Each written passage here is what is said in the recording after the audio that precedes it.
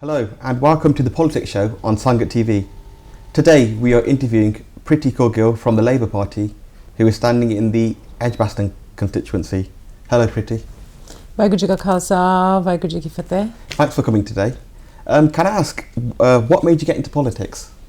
Yeah, so I've always had an inherent interest in politics. My dad was very active politically, campaigned, always had politicians in our household when we were growing up. Oh really? And my dad used to make us go out and campaign and door knock and leaflet with him when we were in our teens actually. So my dad and I used to always sit and watch Question Time and debate and talk about sort of current affairs. And when I was at university I studied sociology, and so I wanted to work for Whitehall in social policy. But actually didn't pay very well at that time, and I became a social worker. But yeah, so always interested. And then the late Lord King and my dad really were sort of saying, you know, you should become a councillor or an MP and get involved in politics. I was always a little bit hesitant just because some of the barriers that you do face. And then I had an opportunity to stand as a councillor in Sandwell in Smethwick in St Paul's Ward. And I've absolutely enjoyed it. It's been amazing. And I'm the Cabinet Member for Public Health and Protection. And I sit on the West Midlands Police and Crime Panel, so got a real diverse range of experience. And I think that really helps being in public sector. It's helped my political life in terms of understanding the importance of what public services offer to everyday people. Oh, that's great. So do you have a current job at present, or have you left that for your role trying to get to make it as an MP? Yeah, so my day job, I work as a Children's Services Manager for Birmingham City Council in the north of the city, and I've taken unpaid leave to absolutely work and concentrate on my campaign. So yeah, there's no way I could have done both. It would have been very, very difficult, to say the least. Well, that's because how is campaigning going along? Yeah, so I mean, you know, I got selected on the 27th. I launched the campaign on the 29th. And I don't think we've stopped since. It's been every day. There is so much to do. I don't think people realise that nobody that works on your campaign is like paid, and everybody is a volunteer. So you know, everything from social media to campaign leafleting to mobilising support to putting a strategy together, a plan, being clear, you know, what you're doing is really down to you and your CLP and campaign team. And I have to say I feel really lucky that the support I've had from the Edgbaston CLP, but volunteers from all over the region. What is CLP? Yes, so it's the Constituency Labour Party. So all 4 wards will have representatives that sit on the CLP. So they have just been brilliant, really brilliant. Great. So tell us, why are you standing and why do you think yourself and the party is best for the UK? Yeah, so look, we don't have any Sikh MPs in this country. We've never had a Sikh female MP. Representation is really, really important. Now, there are lots of politicians that represent Sikhs very well. So we see Tom Watson, he's deputy leader of our party in West Bromwich, got a really good sized Sikh population. He represents them. He talks about the issues, as you know, in our manifesto, that he's made a pledge around a 1984 independent inquiry. We've had Rob Maris, a really excellent representative for Sikhs in Wolverhampton, and he's stepped down. So we see representation whilst we have really good MPs, we still need to have our voice in Westminster, and we also need to make sure that our young people are seeing representatives from our community being in Westminster, so that we can encourage more young people to get active in politics. We only have to look at Canada and look at where we are. We came to this country, our parents did, much earlier. We've worked very hard. We've been absolutely successful in engineering, in law, in business, in all the other fields. But actually, we've been really held back in terms of our sort of political engagement and being at the forefront of politics. Why do you think there are no Sikhs in Parliament? Is it something that the elders frown upon, or even the youngster in the community or family members will say, why are you standing up and what's the point of it? Or I don't think consciously people became aware of it until it became a real big issue, and nationally we know, like the Sikh Network have been and Sikh Federation have been talking about representation. So until other organisations haven't raised it as an issue, it then doesn't come in your psyche and your consciousness to say, actually, there's no representation. We're hardworking people in this country. We've come here, we pay our taxes, we just get on with it, and we ask for very little from politicians if we're really honest. And I think that's one of the reasons that we haven't got representation, but also it's not something that your parents sort of say to you, be a politician or become an MP. You know, they say become a doctor, become a lawyer, you know, do business, you know? So I think traditionally there's a number of reasons why we haven't had representation, and why it's something, if you look at now, is being talked about a lot more on social media. People are talking about it a lot more. Why don't we have any politicians? Why don't we have any Sikhs in Parliament? So I think it's now become a real concern. Okay, that's fine. Do you think it's because, like, recent surveys show that 95% of Sikhs say they're proud to be British and they think that they're already integrated into society, that they think, why do we need an MP? Maybe they've got that idea as well. Integration doesn't represent your voice. So you can be integrated. You still need to have, Parliament needs to reflect people that live in this country. That they could be disabilities, that could be women, that could be somebody from a different sexual orientation. It's got to represent the whole diverse range of people. This is not about integration. We are very well integrated into this country. Sikhs have, and Sikhs, you know, we contribute to GDP. But actually we're not represented, and representation is fundamental. It's fundamental. When I talk to women, and we've done women in politics event around the country, they will tell you about lots of barriers that they face about coming into politics. And I think it's really important that we take a step forward. So they want to see women like me being in Parliament. I think that will encourage a lot more women to take an active role in politics. That's very good. So, you know, the Sikh UK Manifesto, which is online if you've not read it, is asking for a separate Sikh ethnic group. It asks the UK government and the ONS to change the official ethnic classification guidance for that ethnic group. So instead of being classified as Indian or or other, we want our own group, which is Sikh. Do you think that's a good idea?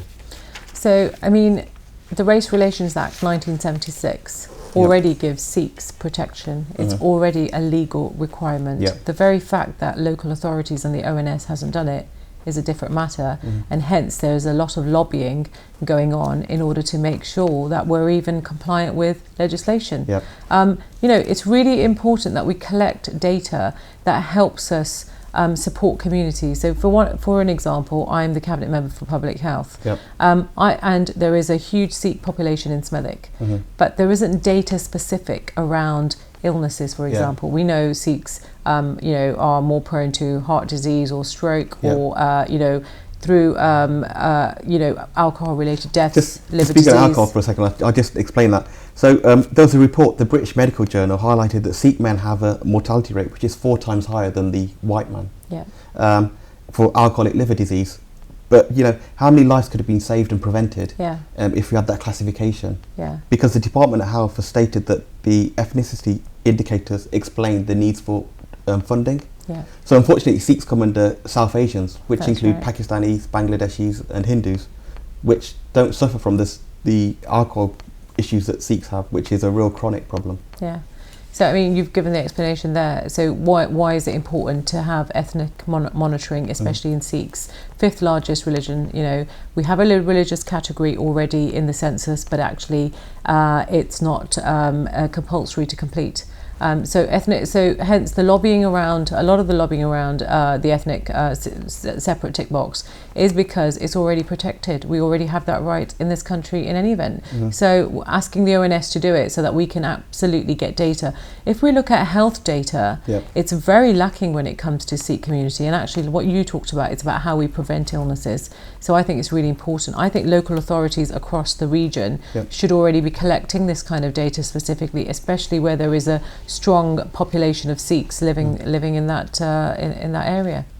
That's good. Also, from my point of view, I don't know if the 1984 genocide in Amritsar and in Punjab has put many Sikhs off ticking that they're Indian or saying that they want to be classified as that, because of obviously the issues that have happened back in Punjab on that front. And I think for me personally that is an issue as well. Yeah, but I think most importantly though is if you're a Sikh ethnic, that's your ethnic group, then you have the right to tick Sikh as your ethnic group and not anything else, not Asian, not Indian, not South Asian. You have a right because your ethnicity is protected in the Race Relations Act 1976. Okay, great. Another thing that's in the UK Sikh Manifesto is a request for an independent public inquiry into the 1984 Sikh genocide. As an MP, how would you pursue that? So the Labour Party has already made a commitment, as you know, it's in our manifesto, to request a independent public-led inquiry. Tom Watson, when the papers were disclosed about the Conservative government's role in 84, Tom Watson came out and spoke very strongly about the need to get an inquiry, but to make sure people in this country knew the truth about what intervention or what support the Conservative government of the time gave to the Indian authorities, given what happened in 1984. So, our party is absolutely considered the needs of Sikhs in this country. And, I have to applaud Jeremy Corbyn and Tom Watson for putting it in our manifesto. Can I say another point of that? Was there not an independent inquiry that was already run, I think, a year or so ago, that the Conservatives led? No, not really, because actually it failed to include a lot of the documents that the Sikh Federation actually found, because they've been leading this legal battle with the government and also the inquiry. So what you will see, there's huge flaws in that inquiry in any event, because actually the Conservatives said there wasn't any further documentation, and actually they've had another blunder by Boris Johnson saying the matter had been closed, which we all know is not the case, especially earlier on this year. I think the Times ran a feature on the disclosures, and various sort of tabloid papers have done. Okay, great.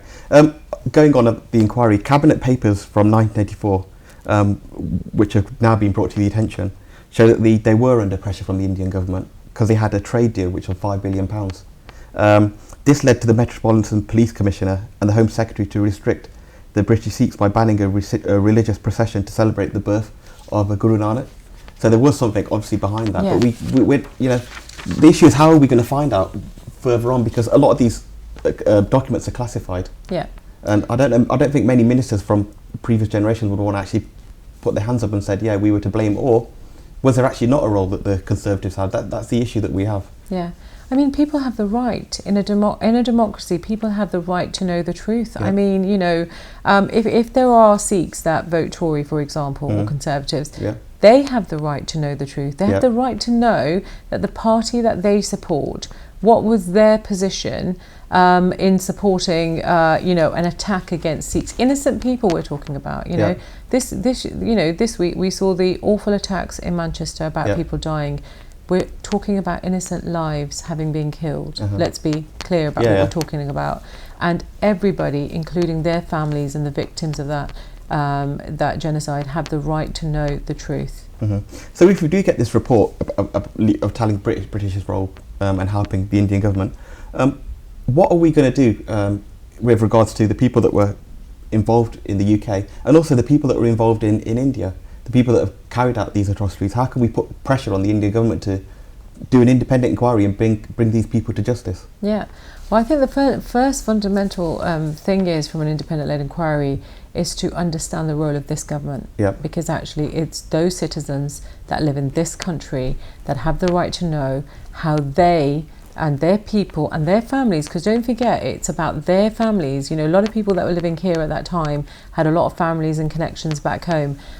So they have the right to know the truth about this government. I think, it will affect our politics. It will affect so many things in this country. We've got to hold this government to account. We contribute, we work very hard and support society. We are whenever a situation happens, you see Sikhs always turn up and, help out, because that's the kind of nation we are. We've been taught to respect others, and whatever we do is to do for the betterment of society and mankind. So we have an absolute right to know whether actually this government was true to us and true to the people that lived in this country at that time, about what was going on and what their role was, in supporting the Indians at that in the genocide of '84. So we get the report, that's fine, but what sort of actions could, if your party came into power, even if you didn't come into power, what sort of actions could the Conservatives do, or yourselves do, with regards to a report which gives the truth on that, both in the UK and in India? Well, I think there's a lot of things that can be done. I think we need to wait for the inquiry and the documentation to be clear what it actually says in terms of the extent of things that we've not been told. There's a lot of documents yet to be released. There's a lot more information to come out, and I think we really need to look at it in its entirety before we say. But I think there'll be lots of legal actions that can be taken against the government in this country. I think a lot of our communities will be very, very upset with the Conservative government. I think that could impact how many people actually support them, going forward once they get to know the truth. I think there's lots of ramifications, but I think we need to wait for the full report before we make decisions. I am nervous on that because the Chilcot report, that cost £10 million and it achieved nothing. It was just a report, a piece of paper, and millions of words, but no one was ever charged for war crimes in the Labour Party with that. And it's calculated 195,000 people, civilians, Iraqi civilians died. Thousands of servicemen. We were ill prepared for war. There was no weapons of mass destruction. It was a legal war, not sanctioned by the UN, and there was no plans what we were going to do with Iraq afterwards. And we have to look at the Middle East and what's happened there, and we can see the government then was the Labour Party, wasn't it? And look what they've done to the Middle East, and look what's happening now, based on in Syria, Iraq, Libya. It's a complete mess. So reports are fine, but where we need someone that we can trust to say, we will do something about this. Absolutely. I mean, I think the part you're saying, whatever the recommendations that come out of that and whatever evidence we get, then we will, but it's not just going to be about government. It will be organisations in this country that will want to take action as a result of the information that they get. I hear what you're saying about, the Chilcot inquiry and what happened, but let's not forget every single member of Parliament votes when it comes to war. So it's both parties, it's all parties that are in power. If the other parties, Conservatives, were lied to by the Labour Party, what could they do? I think there's a lot of people that sit when security advice is given. It's not just the party in power. It is a number of people. So there will be the Tory Foreign Office, there'll be the Home Secretary, there'll be various people that would have heard the same evidence and gone back to speak to their Member of Parliament. So people voted fundamentally on all sides. But then it's the report even says that Tony Blair and the cabinet held certain facts, that there wasn't pure evidence of weapons of mass destruction. They knew Saddam Hussein was not a threat, but they still continued with the plan that they had. I mean, Tony Blair said to Bush that I'll be with you no matter. So whatever evidence they had, he had made his mind up anyway years before. I think look, there's a big divide in any politics with when it comes to war. Look, what happened was absolutely tragic. We should never have gone there. It's very difficult. I hear what you're saying in terms of what happened as a result of the Chilcot inquiry, especially with the amount of money spent on doing the inquiry. I think with the 84 inquiry, there'll be a lot of organisations in this country that will take up action and won't just be reliant upon the government to wait for them to take action as a result of that. And I think that's a really good thing, because it empowers us to say, well, actually, we have this evidence. What are we going to do with it? And not just relying on governments in terms of what they're going to do. Okay, well, we can change subject to the Labor Manifesto now. Can you tell me a bit more about it? Because it was leaked, wasn't it, by accident? But could you explain the policies? I know there's huge policies on the NHS, on housing, or on benefits. And could you explain it a bit more in detail? I think this is a really brave manifesto. I think it speaks to a lot more people than the Tory manifesto does. It's got something for young people, it's got something for middle earners, it's got something for the elderly. 95% of people in this country will not face any increase in tax or national insurance. The fact that the Labour manifesto is costed tells you that Theresa May doesn't trust Philip Hammond because he wasn't able to cost his manifesto. And I keep hearing this same argument from people about how are you going to pay for it? Who's going to pay for it? Yes, well, it's very clear. Labour has costed and told you how it's going to pay. So the fact is that the debt is about 1.7 trillion. What we're costed is about 50-something billion. We're only adding a very small amount to the debt. Now, if you talk to economists, they will say in order to stimulate the economy, you have to invest and spend, right? What we saw Osborne do was make cuts. So their way of growing the economy is make cuts, the austerity cuts. And what we've seen is underfunding in our NHS, cuts to our education and local services like the police. And unemployment is at the lowest level though. But we've still seen cuts to key services. We've just had an attack in Manchester. I am head of policing in Sandwell. I will tell you that the cuts are so detrimental and the restructure that we see on the ground. So when you talk to police officers, they will tell you the very same thing. The fact is, the Tories' answer to this is increase your council tax. We're not going to give you the money, increase your council tax. So actually, it's people like us that are going to have to pay for services that actually the funding has been taken away from local authorities. Right? So I really urge people who ask that question about how we're going to pay for it, please print off the document, which is attached to the manifesto, which clearly tells you how Labour is going to pay for it. Now, the Labour Party is saying that the top 5% earners earning over 80,000. But see, that's the thing. But you know, when you say 80,000, I know previously 5-10 years ago, 80,000 people would say, "Oh, they're high earners." But nowadays, there's in a lot of companies, and many companies, there are people that are getting near the £80,000 limit that will be paying that extra 5% in tax. I know it's. Okay, let's look at it like this. It's something you aspire to get to that level. Okay, but you have to ask yourself, why is it that there is only 5% of our country that earns over £80,000? The redistribution of wealth is unfair, let's be clear. And actually, how much are we asking them to pay?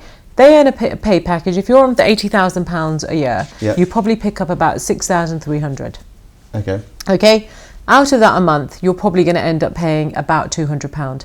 Is it wrong, given all the tax breaks they've had, to ask them to contribute that little amount to our local services that are absolutely key? Because don't forget, 95% of people are not facing any increase in national insurance or any tax from the Labour Party. So I think, I keep hearing this. So a lot of our costing of our manifesto is self-funded. So we're only adding a very small amount to the debt, but actually it stimulates the economy, and economists agree with that. Okay, just on that front, the Institute of Fiscal Services, the director just said some interesting things in the last few days. For the Labour Party, we can have pretty much everything. Free higher education, free childcare, more spending on pay, health and infrastructure, all on the pretense that it can be funded by faceless corporations and the rich. I mean, Labour would impose the highest tax burden in 70 years. And experts still say that it won't pay for. How will it impose the highest tax burdens? Because there's extra tax that you're trying to get from this extra. You're saying the 5% and the corporation taxes. We used to have 50% tax at one time. It came down to 45 and it came down to 40. And but the increase for businesses as well. I mean, corporation taxes and the rises on that front, people in corporations they have thousands of employees, hundreds of thousands of them, and they still have to pay tax. So their tax is still paid for. So they still are generating revenue for the government. I have to give credit where credit's due. In 2 weeks, Labour costed a manifesto which would take 3 years. This government has been in power and provided a manifesto which they've had to do a U-turn, which they could not even cost. Under Theresa May, sterling has collapsed. Every economic target has not been. Every economic target has not been met. And and she said she wasn't going to tax small businesses, but she did a U-turn on that and she taxed small businesses. They will tell you themselves that they're feeling the brunt of that. Upfront taxes are a real big concern to them. And then we're very quick to sort of question Labour Party's position on the economy, and yet we've costed a manifesto. It feels like the media wants to kind of, you really hammer home on Labour and have no confidence, but actually I'd have to commend the Labour Party for doing what they did in a very short time. Now, let's ask the Tories the same. Are we brave enough to ask and challenge them on this position around why they haven't costed their manifesto in any event, and the fact that she's had to do a U-turn in terms of the dementia tax, and even then nobody's clear what the cap is likely to be. But I think I understand the Tories' point of view was that you're going to have rising costs now for the elderly. That's always going to be coming through, and but that's because they've underfunded it by 4.6 billion. Because it's always going to keep rising. So the philosophy was that if an elderly person's got £500,000 or £1 million worth of assets. The coalition government spent £3 billion reorganising the top structure of the NHS. Is that not a waste of money? But then you can say that the IT system that Labour tried to bring in was a waste of money as well. The NHS IT system that was a complete waste. Well, they didn't bring it in. Yeah, they didn't, but it was too late. They used the wrong testing methodology, the design methodology. Yeah. And it was a pointless system, which I don't know how many billions it cost. But I work for a health and social care. Yep. Right, okay. We need to integrate health and social care. The very fact is that only 5% of the NHS budget is spent on prevention. Yep. And I'm a cabinet member for public health. Okay. The Tory government were going to take the ring fence off public health money. Right, Yep. Public health is about helping people live healthier lives for longer. Yep. Right, and they were saying you could pay that through business rates. Well, actually, a lot of councils weren't going to pay that. So let's be realistic. A lot of that funding was going to get cut. Labour has made a commitment to protect that. We need to invest more in prevention and ease the pressure off our NHS. People are going to the NHS through our A&E for treatment. Yep. There is bed blocking going on. If we try to make sure that we relieve some of the pressures from GPs, Yep. the Tories have cut the funding from pharmacists. Actually, pharmacists could deliver a lot more stuff. Yep. Blood pressure, monitoring for lots of different reasons. We really need to be creative and innovative in Yep. terms of how we ease some of the pressure of the health and social care. But let's not forget, Jeremy Hunt isn't very favourable with our doctors. This whole notion that actually doctors did 9 to 5. Yep. And they weren't doing the hours that they should be, is an absolute disrespect. We need to value our NHS staff. We absolutely need to value our doctors and nurses that Yep. work in day out, because actually all of us rely on the NHS. All of us. Can I ask you another question just on education? This is probably a personal question for a lot of Sikhs in the communities that are trying to get their kids educated to a level that they probably didn't get the chance to. It's Labour's policy on grammar schools that you don't want to create any more grammar schools. Even though Jeremy Corbyn went to a grammar school himself. Okay. We need to look at where we are today. Yep. Right. And where we are today is that Theresa May has suddenly miraculously found 300 and something million to build new grammar schools. But guess what? Birmingham will face £100 million from every primary and secondary school. Yep. Now, if she can find 32 million for grammar schools... 300 million was it? If she can find the money for the grammar school, Yep. 320 million, I think it is, as the cuts, this is only Birmingham, I'm talking about 100 million. Okay. In my constituency, it's 8.5 million. Okay. That means the school I went to will face £500,000 cuts by 2020. And you know what? That's 15 teachers. And guess what? Head teachers are telling me, and governors, that means that they're going to have to lose teachers. Classroom sizes will increase. They're going to have to lose lessons. That means our children that can't afford to go to private school, and our children that didn't get into the competitive grammar school will have a failing education system. And you know what? We can't be so selective. Education has got to be an investment that we give for every single child in this country, no matter what their background is. Okay. I strongly believe that. Okay. Can I ask you, our time's coming to an end now, but would you like to give a summary of why you should be voted in and why your party should be voted into the cameras? Right, okay. It's a real honour and privilege to be selected as the candidate for Edgbaston. It's where I was born, it was where I was raised, I lived and I worked, and my family still live there. I'm asking everybody not just to vote for me because we haven't had a Sikh female MP ever in this country, but because I have a track record of delivering. I have a diverse range of experiences, and I will be a really hard-working MP for the constituency. But also, I'd like you to bear in mind that allowing Theresa May to have an overall majority means that in this country we won't have a strong opposition. And we've seen how she's presented herself with the delivery of her manifesto, the U-turns, the fact that it hasn't been costed. She's not strong and stable. When she's making the cuts in schools in the way that I see, and not putting children at the heart of, not putting children, parents and teachers at the heart of investment into education, then actually I would urge people in Edgbaston to vote for me and come out and show your support, and let's make history, because we absolutely must not only have the right policies and values from a local member of parliament, but we need to also address our representation. Thank you very much for your time, Preeti. Thank you all for watching the Politics Show on Sangat TV, and goodbye.